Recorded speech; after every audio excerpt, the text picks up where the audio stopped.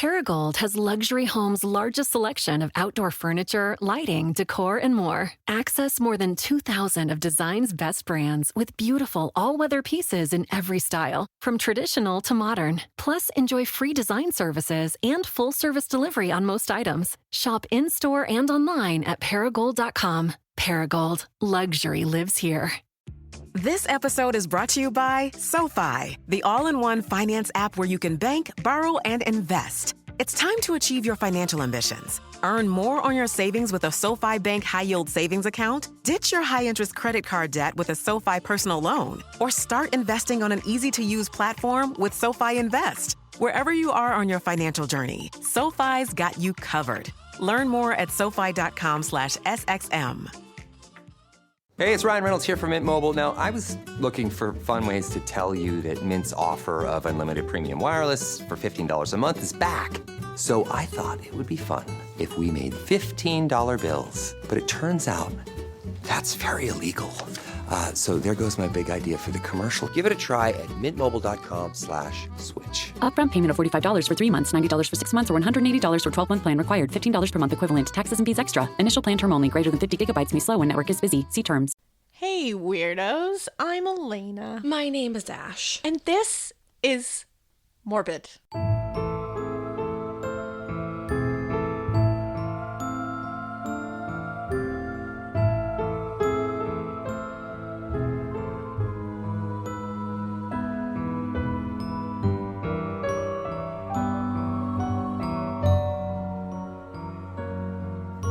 You were sad that I didn't sing. So I broke my intro New Year's resolution. You went so far with that. I know, huh? No, everybody was like sad, so you gotta give the people what they want. You do. And you know what? I think everyone was sad because they could feel it that you didn't really want to stop. I didn't. I did not. You thought you wanted to, but like deep down inside, you were didn't. Like, I don't want to. So you know what? DJ lady, we are one. Yeah, you know, it's cool because you're fine. different. It's fine. I'm different. Yeah, I'm different. And you know what? Welcome to our 200th episode. Oh shit, this is 200, huh? Yeah, technically 200. We have more than 200, but like this is the official 200, I guess we could call it. I've had it officially. Officially. I hope you guys get that. You know, we were going to do something like, we were like, oh, what should we do for our 200th episode? Then we were like, that's boring, though. Why don't we make our 201st episode the most exciting? So that we could say, this is our 201 episode. So this episode, sure, every episode is special. Yeah, because you're here and we're bonding. So this is going to be a great episode. I'm just saying, like, if I do say so myself, let me just pat myself on the back. But the 201st episode, I mean... That's going to be something. We made some plans. And also, I would just like to point out, we posted on Twitter that we're really excited about something. We're really fucking excited about this, but that's not even the thing. Yeah, so there's even more stuff. But this is going to blow your mind. Very exciting. We're just, we're going to take it in a little bit of a different direction, but it's one we wanted to do for a while. Yes. And we just got something added into it that's going to make it even better. Yep. We're going to be talking about ghosts, honey. Oh my God, it's going to be like the paranormal sweetness that you just didn't even know you needed. It sure is. I'm so fucking excited. I just want to tell you exactly what it is, but... I'm really excited.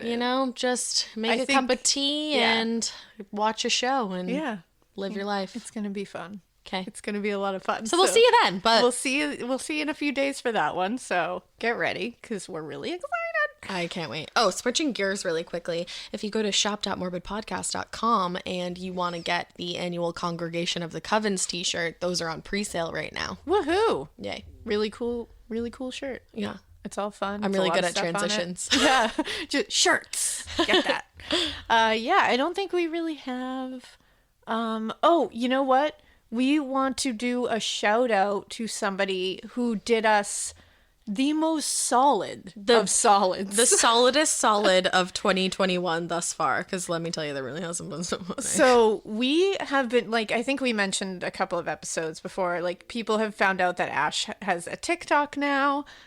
We wanted to make one for the podcast just to kind of maybe do, I think it's an easier way for us to do, I'm not a big Instagram person, so it didn't I didn't really want to do it there. So I got into TikTok because Ash got me into it. Hell yeah. So we figured doing a TikTok for the podcast where we can give you guys some like behind the scenes looks and such. Yeah, in the pod lab. And just fun stuff. Whatever. Like just make fun of things and be funny. So we figured we were going to do that, but we hadn't made one yet. And I'm also going to make one, but I have no idea how, and I don't know what I'm going to do. So I got you. I'll let you know. But we hadn't made the podcast one yet. And then we get a message from this beautiful angel. Carter. They went on TikTok. They made the name, like Morbid Podcast, a TikTok account for it. Yep. Then saved it for us, gave us the login information, and was like, here you go. Now you can change the passwords and it's yours. I just wanted to save it for you so no one else took it. That was the most kind and thoughtful thing. Literally. It made my heart soar. Also, it came at the perfect time because the past 2 days, Alaina knows I've had a rough past 2 Yeah. days. And that little act of kindness, just, I feel like people don't realize how much little things like that can really, like, just change somebody's day. It is. And, like, with everything going on, and everybody's got so much crap going on. For real. And for this person to take, even with everything going on, which I'm sure they have stuff going on too. Of course. Because everybody does right now. God, yeah. To take time to, like, do something, just be thoughtful like that, like, very selfless and thoughtful like that, was just, like, really nice I know. to see. I was like, wow, what a nice thing that you did. So Good thank people you so much, exist. Carter. So we now have Morbid Podcast TikTok. We Yeah, haven't so done anything with it, but Follow at Morbid Podcast on TikTok. You can see Sweet Carter making the Yes. announcement that they saved the Instagram that's our name for first us. video. Yeah. So we just wanted to say thank you so much because that was really, really appreciated. For sure. And without further ado, I think we will jump right into the Weepy voiced killer. I am so excited. This case is crazy. It's shocking because there's not a lot of like details about his life or Right. about the victims really, which was a bummer because I was digging to try to find. But man, it is hard. If I end up, because you know I'm not going to stop. If I end up Can't stop, finding won't stop. something, I will do like, we'll do like a little update episode on a few cases, I think. Like just Yeah. to kind of, because things happen over time, obviously. But I'll definitely update because if I can find anything, I really want to. But no one's looked into the psychology of this guy. There's no books on him. It's nuts. It's It really crazy is to me. crazy. So what he's known for, the reason he was called the Weepy Voiced Killer, was because he had a penchant for calling the police after he would kill someone or harm someone, and he would cry, and he would tell them where they could find the person, what he had done. He would apologize. He would often make declarations like he wanted to kill himself for doing it. It was very strange, very creepy, very unnerving. Very uncomfy. And his voice is very weepy. And this one's a tough one because no one really knows. He was never diagnosed with anything. Mm-hmm. He wasn't put in a mental institution. He wasn't looked after by mental health, doctors or experts or anything. So there's nothing that can point to it, but there is a lot of sources that say he did have mental illness in his family, although I don't have any concrete sources that say that. Right. What he's doing here certainly could be looked at as a mentally ill person who snaps, does something, and then immediately regrets it and doesn't know how to handle it. Mm-hmm. It can also go the complete other way, and he's a monster. Yeah, no matter what.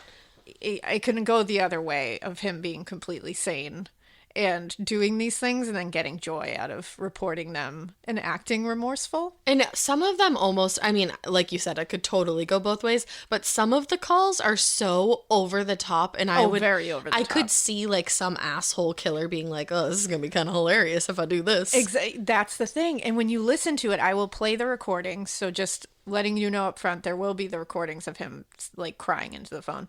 I showed John the recordings and I was like, what do you think? Like, what would be your first? And he was like, oh, that guy's faking. And he was like, that's not a real cry. He is enjoying that. No, that's the thing. I think because we went through them like literally right before we started. The last call is the one that, and you said it makes you kind of question it. Like, Yeah. maybe he's not. Do I think he was in a healthy mental state? No. Absolutely not. But I don't think you really can be when you're murdering people. I was going to say, I wouldn't say most killers are. Do I think he's remorseful? I don't know. No. I don't really think so. I also think he knew this was going to make it a big case and probably put it in media outlets. And I think he enjoyed that. I think there was definitely some enjoyment. Because as we'll see, this guy, Paul Michael Stephani is his name. His name is not, his given name was not the Weepy voiced killer. No? No, weirdly enough. Although it should have been. Yeah. He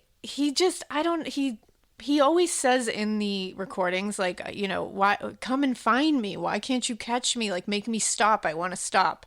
And he's like, but he doesn't turn himself in. Well, that's the thing. And it's like, if you wanted to stop, you would turn yourself in. And that's just taunting. Like, Yeah. why can't you find me? And it's like, if you really wanted them to find you, you'd be like, I'm standing at the payphone on this street. Please come get me before I leave. And at one point he does do that, right? Yeah. And then he vacates the leaves. premises. So to me, it's like, I don't know. Yeah, I I think don't it's know, a Paul. whole bunch of bullshit. And he's a monster. No like a matter what. true ass monster. When you find out an ass monster, Gross. the inflection on that was all wrong.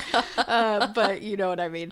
So he Wait. Could somebody draw us an ass monster, please? a true ass monster, not a false one. But so yeah, he's terrible. These crimes are horrific. They are very gruesome. He's an evil, evil son of a bitch. Mm-hmm.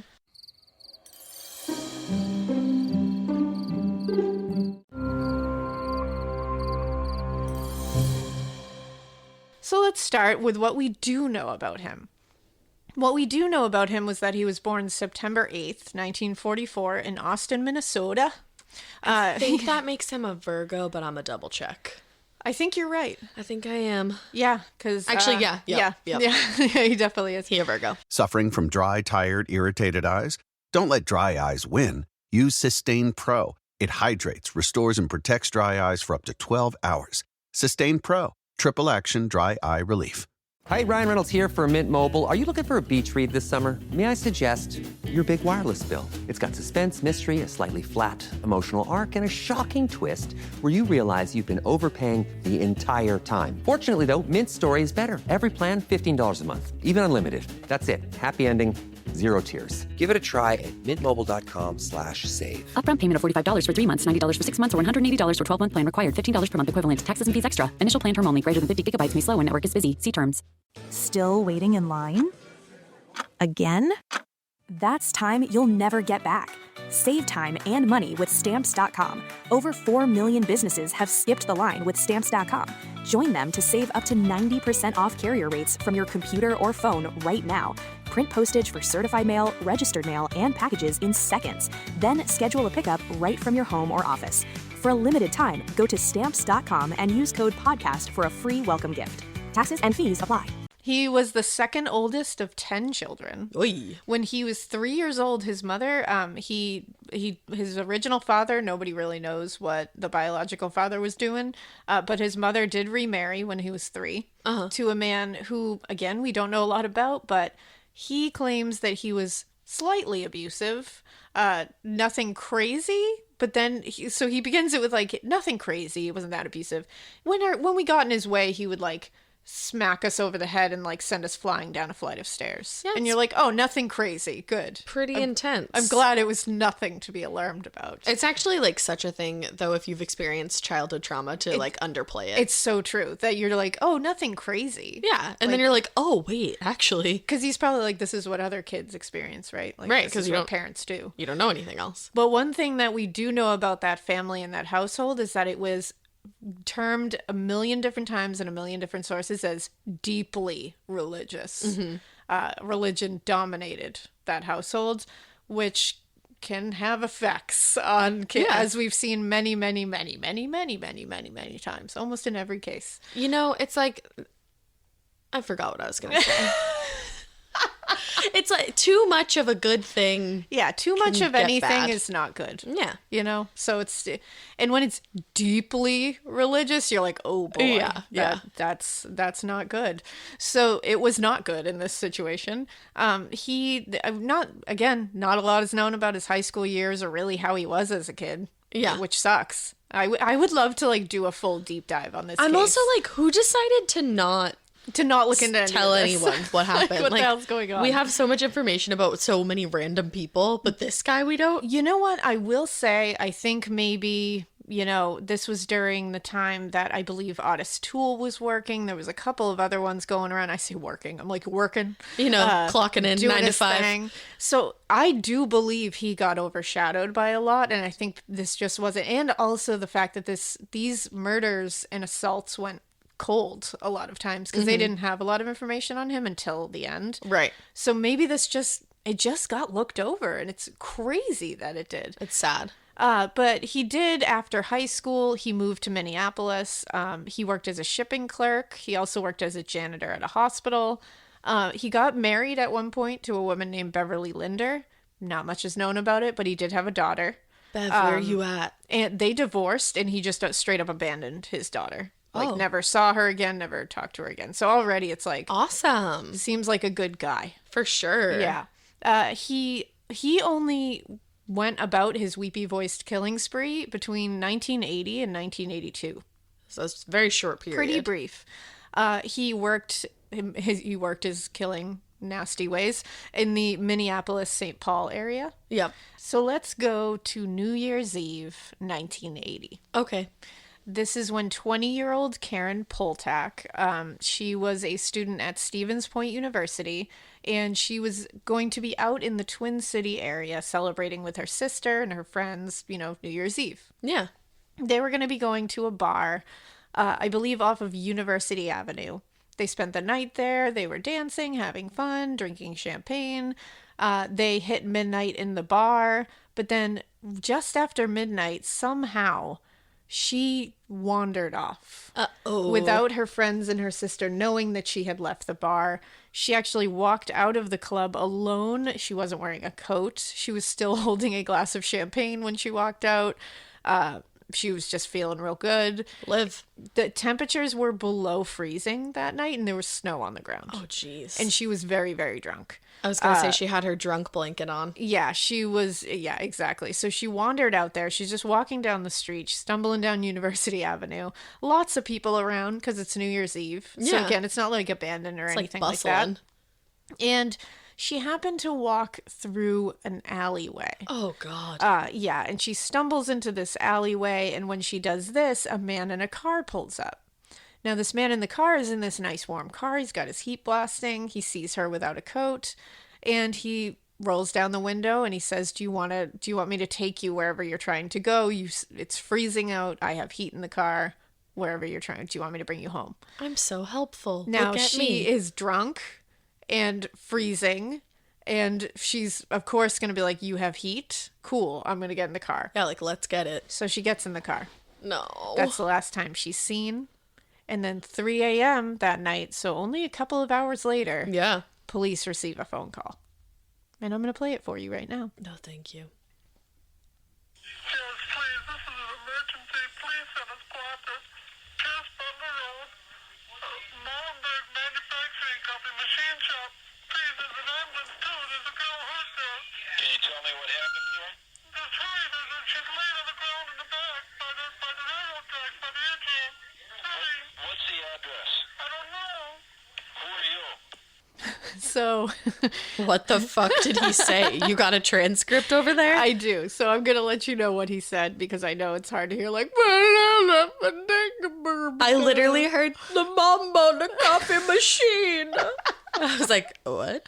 So he called and he said, yes, please, this is an emergency. Please send a squad to Pierce Butler Road, Molenberg Manufacturing Company machine shop. See, mambo machine. Please send an ambulance too. There's a girl hurt there. And the person says, can you tell me what happened to her? And he says, just hurry. She's laying on the ground in the back by the railroad tracks by the engine room. Hurry.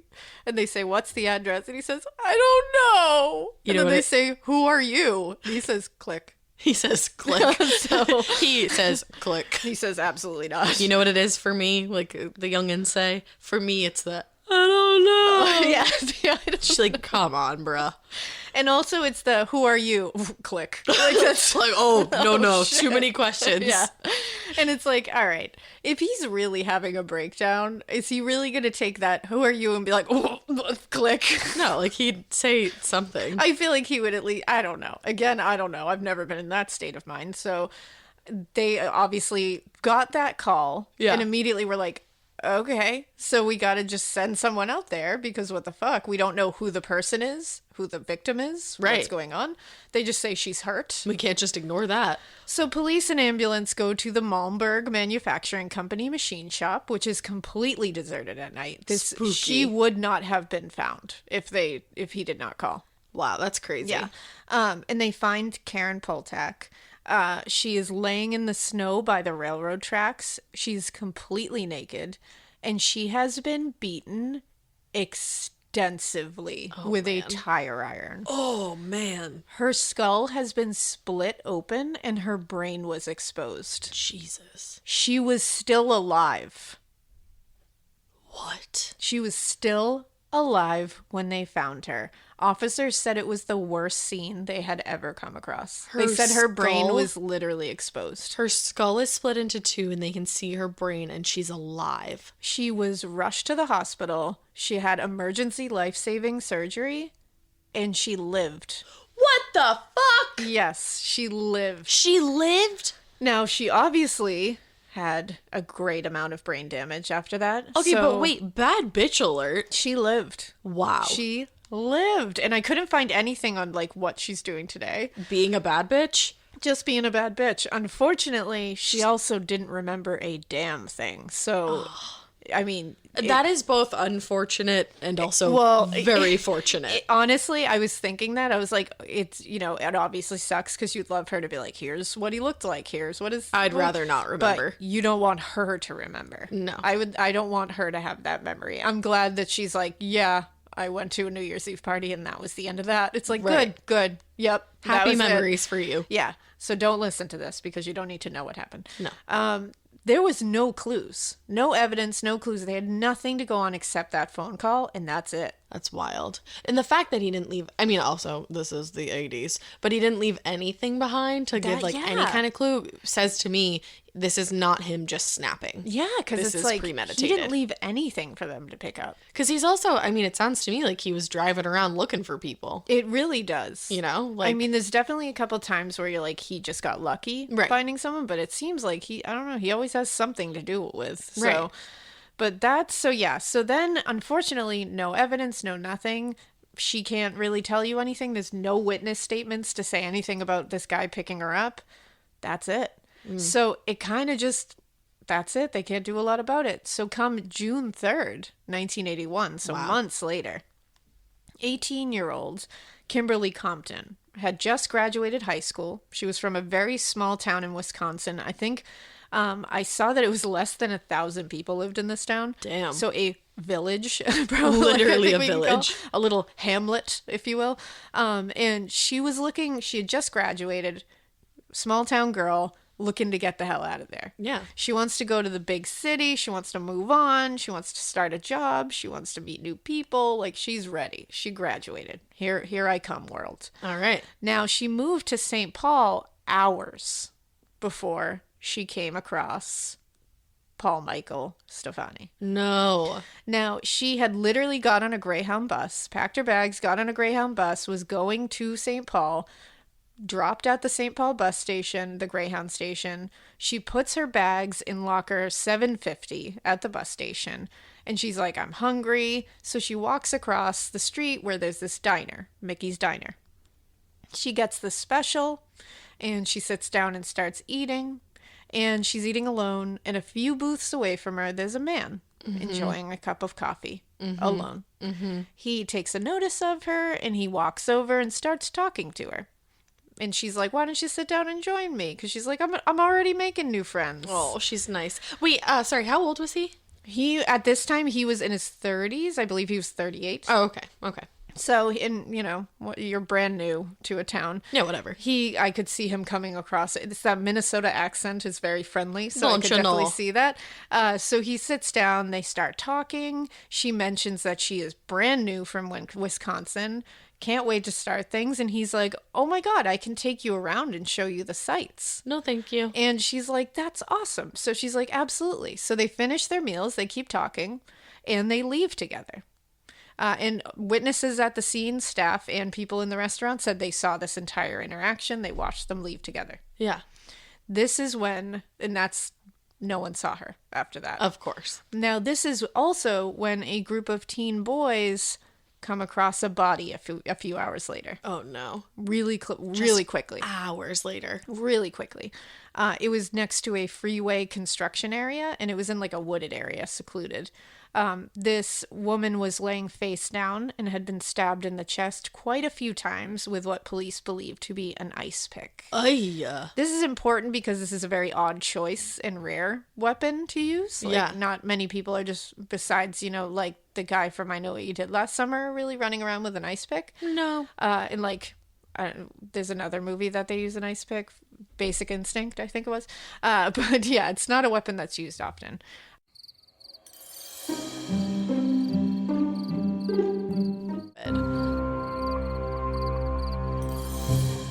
Where she was found was a place with a very scenic view of the Mississippi River. Mm-hmm. He had obviously brought her there under the guise of seeing the sights and then brutally massacred her there. At the time, they didn't know who this woman was because she didn't have ID on her. Oh, no, because it's in the locker. Exactly. When she had left the bus station, she was just running over to get some food. She was planning to go right back and get her stuff. Right. And then be on her way. Right. But she had just gone directly with him to go sightseeing. So at first, she was just like a Jane Doe. They were like, we don't know who she is. Then they get the ice pick call. Oh, God. And here we're going to play it.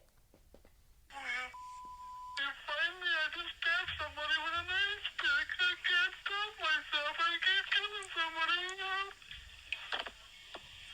Hello? Are you there? So this one's a little scarier to me. Yeah. I'm going to read you the quick transcript of it because, again, I know it's hard to hear. Yeah. He says, will you goddamn find me? Will you find me? I just stabbed somebody with an ice pick. I can't stop myself. I keep killing somebody. And the police says, hello? Are you there? I know, the guy that says, hello, are you there, sounds like a famous newscaster. He really does. Hello, on the 10 o'clock news. On the 10 o'clock news, hello? Are you there? Yeah, so he is very upset that he just stabbed someone with an ice pick. He wants you to believe, at least. I was going to say, but is he, though? He's at least showing you that he wants to be very upset.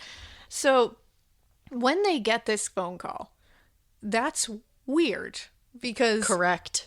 An ice pick is a weird weapon. It's not I stabbed someone with a knife. It's not I stabbed someone with anything else. It's very specifically, I just stabbed someone with an ice pick. And they're like, oh, wait, we have a body that was just stabbed with an ice pick. We did not release any of that information. Right. The only person who would know that is the person who stabbed her with an ice pick. So right. They're like, okay. So now they're like, all right, this is the guy. We have a real thing here. So now they're sitting there being like, oh, so that other Karen Potack one was the same guy, right. It seems. So now he had said that they had figured out that he had called from a payphone nearby. Mm-hmm. When they got there, he was gone. So that sucks. Now, during all this, they were autopsying their Jane Doe, who they are going to find out is Kimberly Compton. They were doing the autopsy, and they found a key to the locker in her pocket. And they traced it back to the Greyhound bus station, locker number 750. That's where they found her ID, and finally they knew they had Kimberly Compton. What they also found during the autopsy, and this is interesting, because in order to trace her back to this man, they were able to look at the undigested food in her stomach. And if it's undigested, it means it was eaten fairly recently. Right. They saw that she had eaten barbecue beef and fries within hours. Now, this helped them trace it back to the diner, Mikie's diner, because it happened to be the special. Right, you said she ordered the special. So they were like, there it is. She was at the diner. So, of course, to the diner they go. they talked to the staff, and the staff says, like, yeah. And that's the staff who relayed that whole entire story of, like, The she guy was with sitting the there coffee. eating. This guy was eating coffee. He came over and talked to her. They sat down. We could hear their conversation. And we saw them leave together. We saw them leave together. And then, luckily, they were like, we can at least tell you a little bit about what he looks like. Of course, it didn't really help them at first, but the staff could all identify her too. And they did say, you know, he was a tall guy. He was like bigger. I think they were able to say something about his hair, but not a lot else. Like they were like, we weren't really paying attention that much because it's a diner. Yeah, like who would think that he was going to kill her after that? No. What they found out was that he had stabbed her with that ice pick 61 times. Oh my. Yeah. Sergeant Joe Corcoran said he saw an extreme amount of rage with that one. He was like, this was rage. Right. This wasn't like just somebody going blank and snapping. It was pure rage. I wonder what it is that like makes him tick. I have an idea. So she was also strangled with a shoelace. That wasn't what killed her. It was the stab wounds that killed her. So she was strangled before with a shoelace, which to me is like torturous. Yeah, it is. Now, to me, I'm going to go back to him being very evident that he was raised in a deeply religious household. That brings about a certain amount of guilt. And it brings about a certain amount of like, I need to repent for my sins. And I also need to make other people repent for their sins. He might have looked at her and said, oh, you got in a car with a man. And later he does say that it seems like they were a little flirty together. And that he at one point said he unhooked her bra while they were out there. So I'm assuming something was going on, according to him. Yeah. And he makes it seem like it was like something they were both consenting to. Of course, we don't know. Right. But either way, he might be looking at her and being like, you are asking Unclean. for it because you're engaging in this risky behavior with me. You know what I mean? So to me, it might be him like freaking out on her and like stabbing her to death because he's like, you're a young girl who just went off with me and is acting inappropriately. Well, you know what? That's my fucking prerogative, dude. Because you know how many of these dudes have that mindset of like, I had to kill her because she was a dirty woman. It's like the Irish Bible John. Yeah, Bible John, Yes. exactly. And that's the thing. It's like, this could be part of that. That shit makes me so mad. It does. It's ridiculous. It's so annoying. But it's also, it's like when they're being raised in that like extreme of a household, Yeah. it puts those ideas in their brain. And who knows what kind of relationship he had with his mother, because no one fucking looked into this, and I'm trying to find it, I swear. But you just sounded like him. Oh, I'm trying. But it seems to me he did love his mother, because we will find out later that it does come back in a small way. But you know who else loved their mom? Well, this is the thing. I'm wondering if it was a love of your mother that is An Ed Gein kind of love. Oedipus-y. Yeah. Yeah, and then it's like, and then you bring the religious aspect into it. Maybe she was teaching him that women are unclean. Yeah. That comes back. She got all Carrie with it. It comes back in a lot of these cases that you find out the mother has been teaching them women are unclean and like you That need to stay also away from them. Never makes sense to me because No, I'm it like, doesn't. homegirl, you are a woman. Well, and I'm like, and you fucked to make him. Right, like So you stop are shaming other women for it. also unclean according to your standards. Especially these older ones where I'm like, this is definitely before like fertility treatments. So you were definitely committing the original sin to have him. Yeah. So it's like, stop shaming everyone else. Like, you can get it on the low, it's fine. Go ahead. Let people live. God damn. But when I heard that it was like a lot of rage in this one, and she was a young girl, and the whole story of them meeting at the diner and her going off with him, which is totally her prerogative. Again, not a good idea. I don't recommend it. Yeah, definitely don't do that. But not, something to kill someone over. No. But I do think that maybe that played into it. It could have. No, that's a really good assessment. If we knew more about his shit. Make an assessment. I did. You did? Good job. So 2 days later, he called again.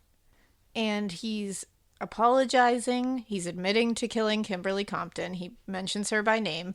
He's crying. He's saying how upset he is about it. And he's saying that he just can't go to jail. So Yeah. Here it is. Don't talk, just listen. I'm sorry what I did to Compton. I couldn't help it. Don't know why I had to stab her. I am so upset getting drunk every night. I can't believe it. It seems like a big dream. I can't think of being locked up. If I get locked up, I'll kill myself. I'd rather kill myself than get locked up. I'll try not to kill anybody else. So this is an interesting one. Yeah. He's a little more controlled because he's not right in the moment. Mm-hmm. He's still weeping.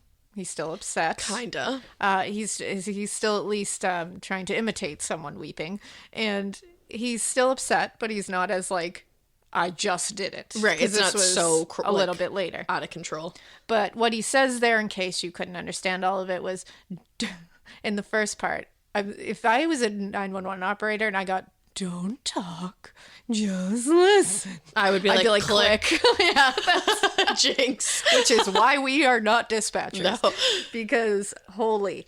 So he says, don't talk, just listen. I'm sorry what I did to Compton.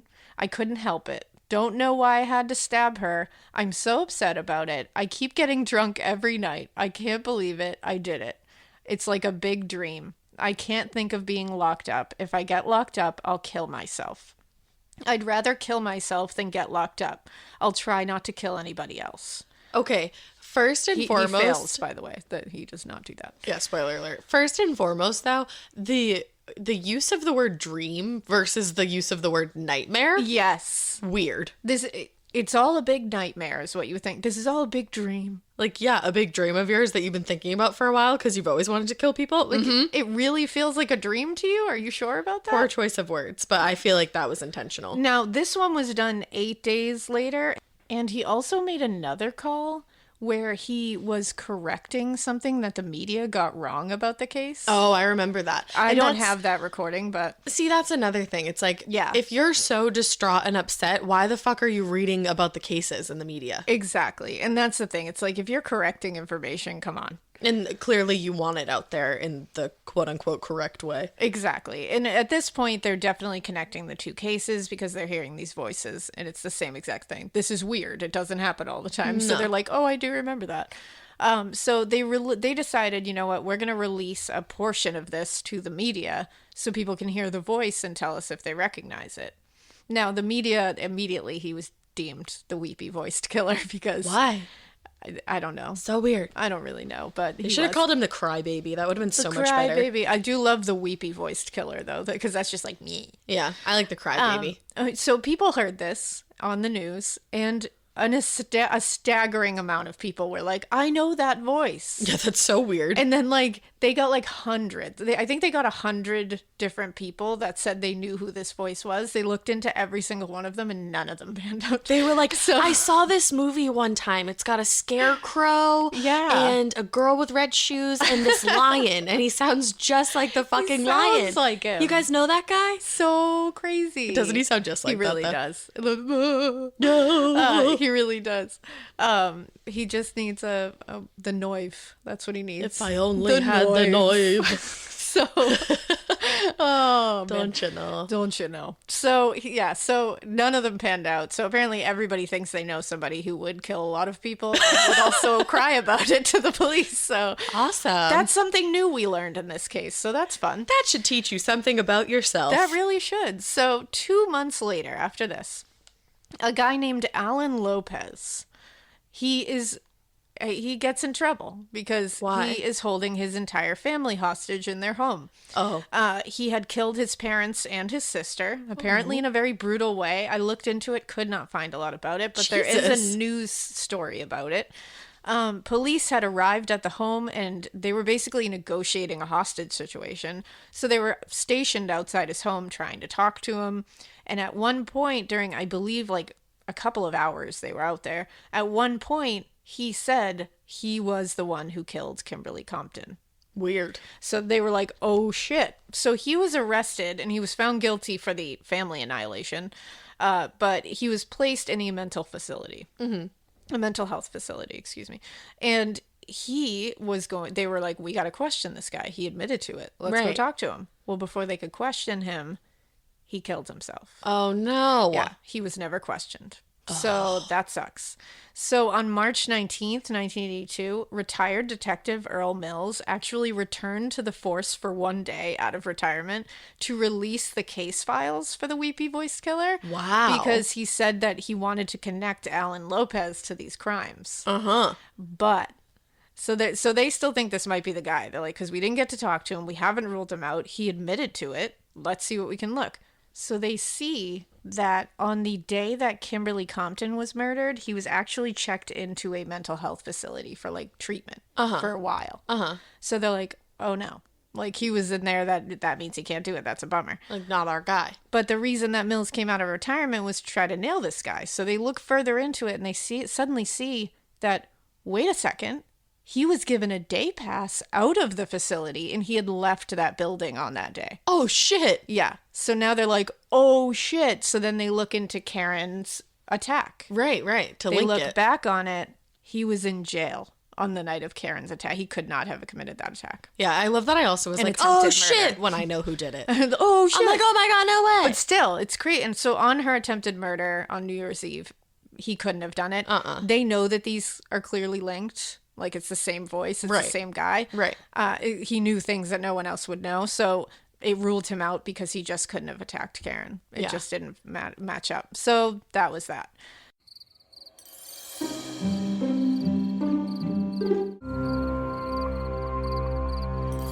Now, on August 6th, 1982, a 40-year-old nurse named Barbara Simons was out at the Hexagon Bar in Minneapolis on that evening. Bar staff and witnesses said they saw her dancing and talking to a man that night. She went up to get a drink at one point, and she said to the bartender something along the lines, there's a couple of versions of this, "He's cute. I hope this guy's okay because I just need a ride home." Uh-oh. She said something along those lines of like, hope this guy's okay because he's driving me home. It was almost like she was like, here we go. Please know that, like, in case something happens. It was almost like her putting that out there. Girl, if you feel that way, don't get in the car. Well, and the bartender thought, that's creepy. So she Yeah. took a good look at him, which good on her. I'd be like, just wait and I'll drive you home. Yeah, she was like, I'm just going to take a look at him. So she and some other waitresses from the bar that evening said that they all got a good look at him. They said he appeared to be around 40 years old, around 200 pounds, and 6 feet tall. Okay. They said he had black hair that was receding. He was balding. They said and he also had a mustache. Okay. They were seen leaving together that evening. Okay. And she's gone. Uh-huh. There's another call. Weird. Fire emergency. Please don't talk to listen. I'm sorry I killed that girl. I stabbed her 40 times. Kimberly Compton was the first one. Over safe. I don't know what's the matter with me. I'm sick. I'm gonna kill myself. I'm sick. Where are you? I'm just gonna. If somebody dies with a roast kid on, it's me. I killed both of you. I'll never make it to heaven. Calm down. I love that the 911 operator's like, dude. Like, it's been a long night. Like, chill. I can't understand what you're saying right now. So this one is certainly more frantic. Yeah. This is because this was done right after he had done it. So I think he's in that like high anxiety. Or low. Who knows what he was going through. But he's in that crazy euphoric, like crazy nutbag state that you are in after you brutally murder someone, I imagine. Oh, that one. So I said euphoric. Well, I mean, it's probably for euphoric him. It's for them. euphoric. Yeah. But what he said in that, because it does get a little muffly and hard to hear, because he's just crying. He's just wilding out. So the operator says fire emergency, and he says, please don't talk, just listen. Which, okay, don't tell me what to do. Shut up. Let me do my job. You shut up. And he says, I'm sorry I killed that girl. I stabbed her 40 times. Kimberly Compton was the first one over in St. Paul. I don't know what's the matter with me. I'm sick. I'm going to kill myself, I think. And they say, where are you? And he says, I'm just going to, if somebody dies with a red shirt on, it's me. I've killed more people. I'll never make it to heaven. And she says, calm down. Calm down. Oh, God. She's like, God. You're really fucking annoying. So, so they get that phone call. Yikes. And they're like, what? So he doesn't say where. He says, I've killed more people, and he doesn't say where. Because he doesn't want to get caught. But what happens was the very next day, the body of Barbara Simons, 40 years old, a nurse, was found beaten and stabbed over 100 times. Jesus. With what police said was either an ice pick or a screwdriver. I want to know why he had an ice pick. I have no idea. She was thrown into the Mississippi River, but she had become ensnared in some like weeds on the side, so she had washed up. Oh. But they had tried to get rid of her. Right. Which to me is another thing that's like, did you really want to get caught? You thought she was going to float off to sea. Like, Right. Let's get out of here. So now police went back to the bar she was seen last at and spoke to the staff, who relayed the whole story of that evening to them. The waitress, who really took a good look at the guy after she told her she was going to go home with him, she was shown a bunch of mugshots, a whole lineup. And they said it was like over 100 pictures. Wow. And suddenly she stops them and is like, that's him. Like, That's definitely the dude. Definitely know that's him. It was a photo of 38-year-old Paul Michael Stephani. Mm-hmm. He had a mugshot because he had been arrested and convicted of aggravated assault before. Oh, okay. Now, like I said, it's said that he had a little bit of history with mental illness, but nothing proves that. There's no sources that people say it, but I have not seen anything to confirm that. Like an actual source. Yeah, so I just want to say that right there. Like, we have no idea. He was never diagnosed with anything. I have no idea. He did work at the manufacturing company that Karen was found in a couple of years before he had committed these crimes. Wow. He was fired from there. So he's looking pretty good for these crimes now. Yeah. Now they immediately get an order for 24-hour police surveillance on him. They're gonna go after him. They're going to John Wayne Gacy They're this. going to tag him. So on August 21st, 1982, one day later, he got in his car. So they're following him, like trying to be, oh my God. Don't be suspicious. Don't be suspicious. Don't be suspicious. I would love to do that. Well, unfortunately, so I have no idea whether he caught on or not. Like, no one really knows this, but I don't think he did because of what he does next. So he lost them somehow. And he went into Minneapolis. He went into, where you can find sex workers. Sure. And he picked up 19-year-old sex worker Denise Williams. They lost him and then he does this. Wow. Exactly. That's why I don't think he knew that they were following him, because I don't think he would do this. I feel like made a this pit is, stop. Yeah. So they negotiated $100 for whatever act was going to occur.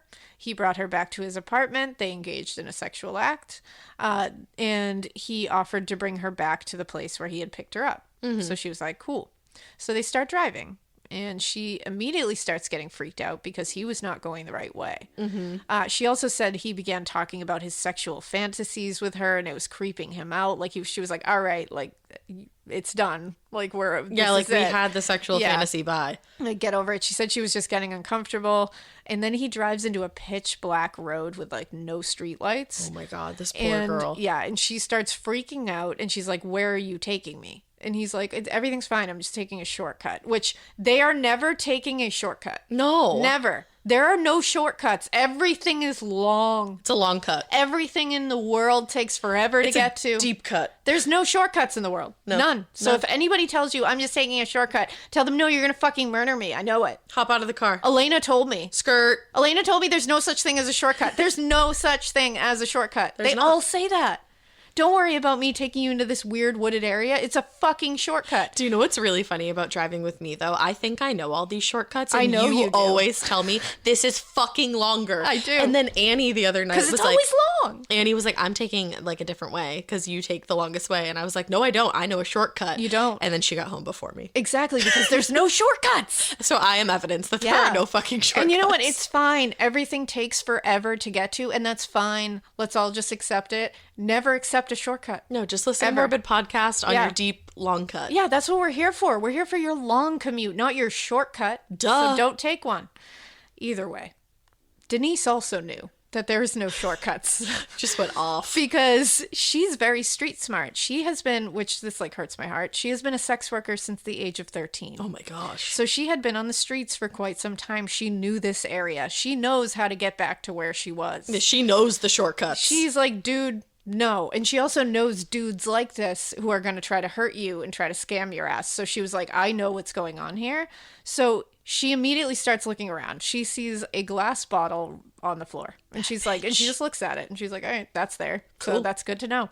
So he pulls into a dead-end street that is pitch black. Fuck that. And he turns the car off. Why? And she notices, so she's like, okay, you need to turn that car back on right now because I'm going to get the fuck out of this car right now. And he tells her some grass, ass, or gas, no one rides for free. And she was like, yep. That already happened. We did that already. The ass already happened. Like, yeah. It was paid for. Like, we don't need to, like, this doesn't need to be a thing. No. Like, you're not getting something for free either. Like, right. Like, we made our transaction exchange. happened. Yeah. Fuck off. So he immediately tries to grab her hand, but she attempts to get out of the car. And this really makes him angry. So he turns and grabs a Phillip head screwdriver and stabs her in the stomach. Oh, ow, fuck. So she immediately snatches that bottle off the floor and smashes it right over his head. Incredible. He is bleeding profusely. She's not bleeding a lot because even though he's stabbing her, it's a puncture wound, so it's not bleeding a ton. He is bleeding everywhere. Right. Because she has managed to gash open his face and head. Hell yeah. And he is bleeding all over the car. So it is mayhem. And I guess he said in a high-pitched voice, ew, no, shut up. You're just like the rest of those broads. Ew, I'd be like, no, I'm not. I'm going to kill you. Bye.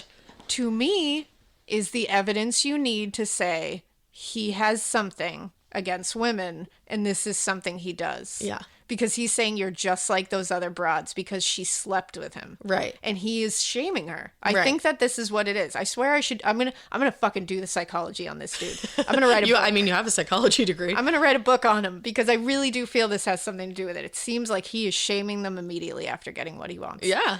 So he says, you're just like some of those other broads. And then blood is everywhere. It's mayhem. She can't see anything. She said all she could see was blood. She couldn't get out of the car, but she gets the handle and pulls it and just falls out of the car. He falls right on top of her. Shut up. And is continually stabbing her still. Oh my gosh. And she is screaming at the top of her lungs, thinking she's alone because they're in the pitch black. There's nothing around. But he chose the wrong street because there was houses that were hidden on the street and were just dark. He had no idea. Shit, just back a little. So, yeah, and she says suddenly that she decided to play dead. And she was like, I'm just going to try to pretend I'm dead so he'll stop because he kept stabbing her. And she said, I'm dying. And then she just laid there, but he kept going. Yeah, because he's wild with it. A maniac. So somewhere nearby, there was someone with their window open. Oh, shit. And heard these screams. This man was Doug Panning. Sometimes fresh air is for dead people. Other times it's for saving almost Other dead times people. it's for heroes. That's all. So Doug Panning runs out of his house, sees this man on top of Denise stabbing her, and he runs over to the scene. Wow. And it says, so I found in the trial notes for this and a very small court transcript of this case. I hate when you can only get one page. A little snippet. Right. That's all I could find. I want it all. It said Panning observed Stephani on top of Williams stabbing her with the screwdriver at least 5 or 6 times. Panning heard the screwdriver make a thud when it hit bone. Ugh. So he said he could literally hear it hitting her bone. Ouch, ouch, ouch. He saw Williams had the neck of a broken bottle in her hand. Incredible. So she still had that broken bottle and was still trying to get him. Good. Now he grabbed Stephani and turned him around to try to make him stop. And Stephani starts lashing out at him of course. With the screwdriver. So Doug got away from him and ran back to his house and called 911. Now Stephani knew the police were likely coming and figured he had probably killed Denise. So he got in the car and sped away. Wow. This is when Doug, being the god that we all need at this moment, ran back out and helped Denise and held on to her while they waited for police. Yeah. Which what a badass he is. He was attacked too, so he could have stayed in his house and been like, they'll take care of it. No, right. He ran back out to comfort her. Good for him. Just I want to give Doug props. Me too. So, according to the court papers, her wounds were to the lower right chest, upper right abdomen, and right side of her head. Oh. One wound punctured her lung, another punctured her liver. Since she had puncture-type wounds, like they said, there was a minimal amount of external bleeding. She was stabbed at least 15 times. Wow. Yeah. She had emergency surgery, and she survived. Yes. Now, this is when the fourth call of this whole thing came. Mm-hmm. It came that night, very soon after this.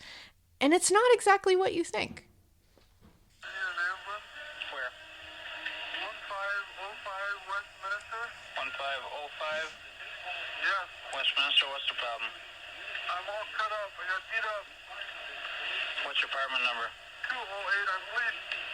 208. Where are you bleeding from? From my arm, my face, my head. So yes, he called the ambulance for himself. Okay. So, yeah, he's like, and he literally is like, I got beat up. And he sounds exactly like how he sounds in the other calls, just less frantic. And it's like, yeah, you did get beat up. Denise beat the shit out of you. Right. And I'm glad that you had to call an ambulance for it. It's also interesting because you do think that if you were beaten the way that she beat him, you would be frantic then. Yeah, right? And but honestly, I think he had lost a lot of blood. So he was probably like on the verge of passing out. That's true. But I'm also just like, it makes me even feel more like that was so put on before. Exactly. And so he was bleeding profusely. Again, several huge lacerations that she had inflicted on him, which good on her. So police hear this call and they're like, oh, that's that Weepy dick. Like, that's definitely him. Good old Weepy dick. The Weepy dick killer. Like, that's him. Gross. So they were like, oh, that's definitely the same voice. So they're like, all right, let's bring him into the hospital. And Denise, at the same time, is explaining what she had done in self-defense. And these injuries are matching up. Because she was like, oh, I took a bottle and I slammed it on his head, gashed his side of his face open and his head. And they're like, oh, that matches. Right.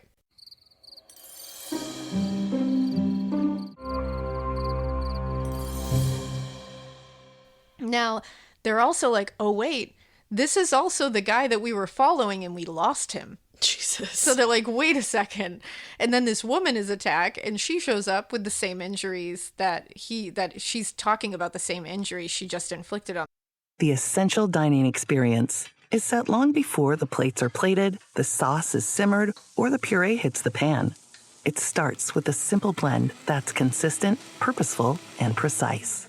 Trusted by the world's best chefs so you can bring your best. Vitamix. Only the essential. Hey there, I'm Kat. I'm a college athlete. I was diagnosed with ankylosing spondylitis, which caused back pain and stiffness every day. With Cosentyx, I'm able to stay active. Cosentyx secukinumab is prescribed for adults with active psoriatic arthritis, ankylosing spondylitis, or non-radiographic axial spondyloarthritis. Available in both IV infusion and self-injection. Don't use if allergic to Cosentyx. Get checked for TB before starting. Increased risk of infections and lowered ability to fight them may occur, like TB or other serious bacterial, fungal, or viral infections. Some are fatal. Tell your doctor if you have an infection or symptoms like fevers, sweats, chills, muscle aches, or cough, had a vaccine or plan to, or if IBD symptoms develop or worsen. Serious allergic reactions and severe eczema-like skin reactions may occur. Learn more at 1-844-COSENTYX or Cosentyx.com. Move and feel better. Ask a rheumatologist about Cosentyx. Hey, it's Ryan Reynolds here from Mint Mobile. Now, I was looking for fun ways to tell you that Mint's offer of unlimited premium wireless for $15 a month is back. So I thought it would be fun if we made $15 bills. But it turns out that's very illegal. So there goes my big idea for the commercial. Give it a try at mintmobile.com/switch. Upfront payment of $45 for 3 months, $90 for 6 months, or $180 for 12-month plan required. $15 per month equivalent. Taxes and fees extra. Initial plan term only. Greater than 50 gigabytes may slow when network is busy. See terms. This man. Right. It's all adding up now. Right. So, and again, he's claiming he was beaten and robbed, and that's where he got his injuries. Okay, And buddy. they were like, yeah, no, half of that. Let's not lie. Denise was shown a photo lineup immediately. She picked Stephani out she was like, boom, that's him. Yeah. Easy. Matches all up. He's arrested and charged with attempted murder. Good. Because they were like, this is definitely attempted murder. Because he also left her to die. Exactly. So they bring him in for questioning, and they bring out the case file of the Weepy-voiced killer while they're questioning him. Because they're like, we want you to take a look. And they show him photos of his victims. And they're like, we want you to take a look at these because we think you're involved. Immediately, he gets pissed and aggravated, like turns on a dime, like, oh, I know, I just got them. And then they're like, look at these like, we think you're him. And he's like, oh, fuck right off. Like, gets right. Which again, to me, says, I'm with it. Right. I'm just pissed that you're onto it. Right. In fact, the first thing he does is he gets up from his chair and says, you're not going to pin those on me. Oh, so you know about them. And it's like, okay. So police officers in the room, though, said his voice changed and it suddenly sounded exactly like the Weepy voiced recordings. So he was doing it like on purpose. They were like, he changes it when he needs to. What the fuck? So they charged him with, they charged him with Barbara because they were able to pin him to that one too, Barbara Simons. The other two murders, the other murder, Kimberly, and then the attempted murder on Karen were in St. Paul. So they were going to need St. Paul to like stop, collaborate, and listen with them. And you know how that can be hard. And obviously St. Paul like wanted to, but they were like, we don't know if we have a lot of evidence. Like we have the calls, but like we don't know. So at first they were like, we don't know. And they were like, all right, we're going to charge him for these two and we're going to get him behind bars. Yeah. So they brought in a voice expert to listen to the calls and to listen to Stephani's like interview voice. And these two, I think it was two voice experts, and they said they were remarkably similar.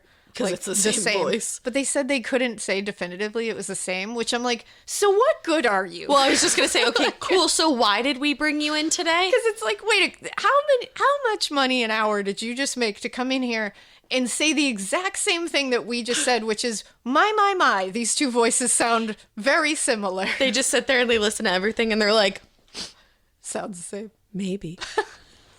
That'll be $3,000 per hour. Thank you, bye. Sounds pretty similar. Perhaps, but I'm not. That'll be $1,000. Thank you very much. It's like, what the fuck? Why did you even come in? They're like, I'm not one to make bets. Yeah, that was annoying to me. I was like, okay, thanks so much. For that. Right? Like, waste of fucking time. We can all tell you it sounds similar. So they were like, cool. So the trial was in February of 1985 for the attempted murder. And it lasted 6 weeks. He pled not guilty to the attempted murder of Denise and the murder of Barbara. His ex-wife, his sister, and a woman he had once lived with as a roommate came on the stand to listen to the calls. And they were asked to listen to them and then tell us who they thought that was. His sister, most notably, was listening to it and afterwards just like took the thing off and like put her head down and started like crying and said, that is without a doubt my brother. Wow. Like she was like, without a doubt. To have to do that to your sibling. Yeah. And so she was devastated. I'd be like, thanks a lot for putting me in that fucking position. He was found guilty of attempted murder and second-degree murder. Good. And he got 58 years in prison. 18 years for the attack on Denise and 40 years for the murder of Barbara. Wow. Now, St. Paul, they were like, all right, St. Paul, you're up. Yeah, like, let's get it. And they were like, we don't have enough. So they were like, we're not going to try. Why not? Which I was like, what the fuck, St. Paul? Also, like, I know he's going away, but like, Karen and Kimberly's families deserve justice. If you think of it, Kimberly was killed with an ice pick. Okay, cool. Where's the fucking ice pick? It's probably in his possession somewhere. Exactly. And they didn't even look. Yeah, they just basically were like, we don't have a lot of physical evidence. We just have the phone calls. Can you try to get some physical evidence? That he had information that only the killer would have. Right. And they're recorded. That's frustrating. I'd be pissed. Yeah. So it left them unsolved, which that sucks. Which they're not. Like those poor families, they know he did it, but they didn't get their justice. Well, and technically he didn't get time for it. So yeah. So he went away to prison, and in 1997... 12 years after he was put in prison, he was diagnosed with terminal skin cancer. He was given basically a death sentence. They said, you probably have less than a year. So he immediately was like, oh, well, shit. So he asked to speak to the St. Paul police. And they were like, what? And he was like, well, I have some information that you might want. And the only thing that I would like in return is a photo of my mother's gravestone. That's really fucking weird. Which to me, I'm like, there it is. There's your mommy issues. Yeah, that's disgusting in a There way. it is. It's in there. It's in there somewhere. I swear I will find it. I want to talk to the police and all I need is a picture. Like, why couldn't you get that from your sister? I just want a picture of my mother's headstone. That's really That's weird. all I want. That's just very bizarre. So they were like, okay. So they just brought it to him. I also love that he doesn't just want a picture of her. Yeah, just her headstone. I want to see her headstone. Okay, sorry. Go ahead. And it's like, okay. Sure. See, there's a lot behind there. There is. There's a lot bubbling on there. There is. I have many thoughts. I gotta know. So they met with him, and he just confesses to everything. He pours the tea. Up. He said he attacked Karen. He was like, yes, I sure did. And he said he hit her a good 20 times. And he says it very casually. Yeah. Like, whatever. He says, when I picked her up, she had no jacket, and I thought I'd take her for a cup of coffee. Stephani confessed. I just wanted to warm her up and my mind snapped or something. So they say, in the interview, they say, do you remember where you hit her with the iron, Paul? Did you hit her maybe 1 time, 2 times? And he says, oh, God, no. Must have been about 30 times. Jeez. A good 20 times, I think it was. And then they said, were you swinging it this way, or did you poke her with it? Like, were you trying to stab her with it? And he says, no, I don't think I poked her at all. I remember hitting her mainly on the forehead and on the cheek, the jaw, the mouth, and on the top of the head. I think it was only about 10 times in, but I then noticed that she really must be hurting a steel bar like that. Oh, okay. And it's okay, like, Paul. Oh. I realized she must be hurting. And then he said 10 times in. So you kept going after that? So then I went another at least 10 more times. And also, you're saying that you had the wherewithal to know that she was hurting. To sit there and be like, ooh, she must be hurting. This is a steel bar that I'm hitting her with. So you recognized that. Yeah. So you didn't snap. Exactly. So you were totally with it. Yeah. And that's why that mental illness thing, it's like, it can creep in there while you're reading this. And then all of a sudden you're like, wait a second. Yeah, I don't know. So then he did say that he confirmed what the waitresses said about how he met Kimberly Compton. He said, quote, we started talking and I told her I'd show her around town. I thought I'd drive her by the river and maybe we see the Delta Queen or have a picnic. But in 15 minutes, she was dead. Why though? Yeah. Like, why though? And he says, I said, yeah, I want to show you something. There's really a nice view over here. And he said, you can see the nice river, I think I mentioned. And then he said, I think I mentioned, you'll have something to tell your parents about. What? And then you decided to kill her? As I walked out of the car, I carried my knife with me. I had every intention of hurting her. Okay, that's not snapping. We laid down in the grass, and I remember opening up her bra, just feeling her tits and stuff. Ew, grow up. And I just start stabbing her. And then he says, I was even hurting. When I went back to the car, I was like, I mean, and that's what made me go to the police and use the phone. I mean, I really wanted to help her. My mind started clearing up. I mean, I really wanted, and then he says, my mind started clearing up. What are you doing? I said, you had a chance to make another friend. I kept yelling at myself. You like to make friends.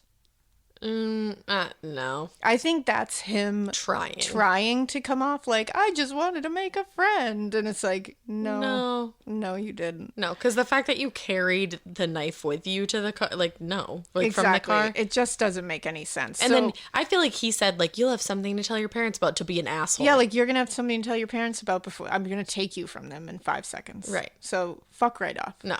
So then during this interview, so they're already like, okay, thank you for all of this. Signed, sealed, delivered. Then he's like, oh, yeah, I also killed someone that you didn't mention.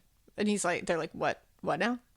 Like, huh? Yeah. Besides those 4 people that we're talking about? And he says, yeah, one happened before Kimberly, or between Kimberly and Barbara. So it was his second murder. Okay.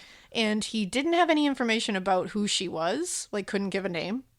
Was just like, yeah, I drowned her in a bathtub in her own apartment.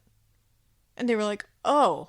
So they check with Ramsey County Medical Examiner Office and ask, because he knew that's where it was. Yeah. And they ask about any like drownings like that in the last couple of years. And it matches the case of 33-year-old Kathleen Greening. Uh-huh. Initially, they had looked at this, the police had looked at this as suspicious when she was found. And her estranged husband was actually heavily looked on as a suspect, but nothing ever panned out, so it was labeled an accident. Mm-hmm. It was July 21st, 1982. She and her friend Carol Kellogg were planning a trip together. Carol showed up that morning to pick up Kathleen. No one came to the door. So she pushed the door open because it was unlocked, which she already was like, that's weird. She said she went through the house, found her in the bathroom. She was in a full bath, face up, and dead. Wow. Yeah. I wonder, did he say that he knew her, or is this like a break-in? He didn't give a lot of, he said he was able to give details about her and about her apartment that made them know that it was her. Who it was.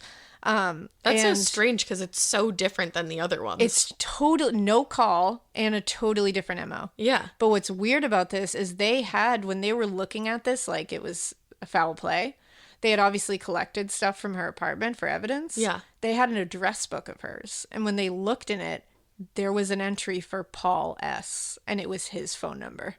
So maybe So they did know each other in some capacity. Right. In some capacity, they had met and exchanged a phone number. Yeah, so maybe it was like a date or something. So that was like their boom. There he is. Like he's telling this one. That's so strange. And when they showed him, he was like, yeah, that's her. Like I did that. And he just wouldn't give any more. He said, and then when they asked her how he did it, they were like, did you like hold her head down? Like what happened here? And he was like, oh no, I held both her shoulders down and drowned her in the bathtub. What the fuck? Yeah. So weird. So he said when the murders occurred that there would be a voice in the back of his head that would say, Paul, it's time to kill. Which to me says, I'm going to try to pretend to be an insane person. Right. And he said he would always go to church after the kills and he would sit in the back and cry. And then he said, and here we come with the mama. Ew. He always said, quote, Mother always told me if something hurts you, go to God. I'm telling you, mom there's a big puzzle piece here. Listen, sweet cheeks, I'm sorry if you call your mom mother. But if anybody refers to their mom as mother, they are a serial killer. Yeah. Whitney from Southern Charm, I'm looking at you. I know that you're a serial killer. Whitney, you listening? If you call your mom mother, it's weird. It does. And especially after a certain age. It's like, what's weird. happening? As an adult, if you're like, mother. Hi, mother. Hello, mother. Mother always says. Like, shut the fuck up and just call her mom. It's weird, man. And so he also was quoted as saying, killing seemed to me, the thing you were supposed to do that was part of life. Driving a car was part of life. Eating food was part of life. To me, it seemed like killing was part of life until I did it. Okay, so again, if you're just somebody that is a murderer. Just part of it. It's part of you. Yeah. Like you're like Ted Bundy, you know? And maybe you're saying that afterwards you didn't like it afterwards, but that doesn't change the fact that you weren't insane when you did it. You just didn't really afterwards. You were like, I don't know if I liked that. I'll try it again though. Well, that's the thing, because I'm sitting here saying like you're saying that you didn't like it, but then you did it 4 more times. Yeah, it doesn't really make a whole lot of sense. You liked it. He did die at the age of 53 of skin cancer on June 12th, 1998 in Oak Park Heights maximum security prison. I wish that he had lived longer so that he could suffer in jail. Yeah, this one is a strain, and the mom is a big part of this pathology. I'm telling you. No, I need to know more about this upbringing and this dynamic in this house. I don't know. Maybe, I swear there needs to be like a full investigative thing into this. It's also interesting that he was like abused by his stepdad, and she would tell him, if something hurts you, go to God. Yes. So those two things are related. Yeah. There was I think he's one of those that had a weird obsession and fixation with his mother, but also hated her. I think he's one of those. Mm-hmm. I think he's one of those that is like, I fucking hate her, but I love her and I'm obsessed with her. Like, you know, those weird... Yep. Yeah. It's like a dichotomy. I feel like he's one of those. That is a wild case, man. Yeah. The weepy voiced killer. I feel like next time I cry, I'm gonna like think about this. I know, right? Yeah, I'm gonna... Don't stop crying. Just listen. I know, and I know you shouldn't laugh at that, but that's like really funny. That's fucked. Like, it's not fun. That's fucked. Yeah, it's not funny. But the way he says it is funny. Okay, thanks. It's objectively funny. Okay. The way he says that is objectively funny. I don't love, but like when he goes, I don't know. Like, okay. Alrighty. What's the address? I don't know. It's like, well, fucking bring out your Google. It's 1988, goddammit. Yeah, why don't you have one? Oh, man. Oh, so yeah, the weepy voice killer, everybody. Well, if you want to see what this bozo looked like, head on over to Instagram. Morbid Podcast. Hit us up on Twitter. A Morbid Podcast. Send us a Gmail. morbidpodcast@gmail.com. We hope you keep listening. And we hope you keep it weird. But I'm sorry that you go out and kill people and then you're like, I didn't mean to, but then I kind of think I did, but then I really didn't like it. And oh my god, the copy machine on Mambo Avenue. I don't know. Get ready for the 201st episode. 201. Woo!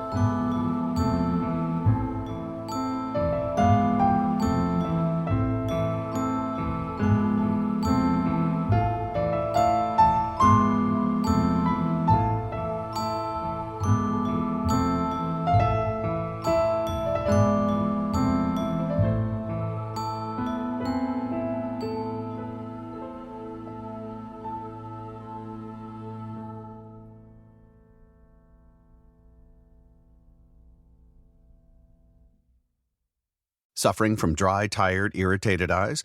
Don't let dry eyes win. Use Sustain Pro. It hydrates, restores, and protects dry eyes for up to 12 hours. Sustain Pro. Triple action dry eye relief. Shipping, billing, admin, payroll, marketing. You're managing all the things, so why waste time sending important documents the old-fashioned way? Mail and ship when you want, how you want with Stamps.com. Print postage on demand 24/7 and schedule pickups from your office or home. Save up to 90% with automated rate shopping. That's why over 1 million small businesses trust Stamps.com. Go to Stamps.com and use code PODCAST to try Stamps.com risk-free for 60 days.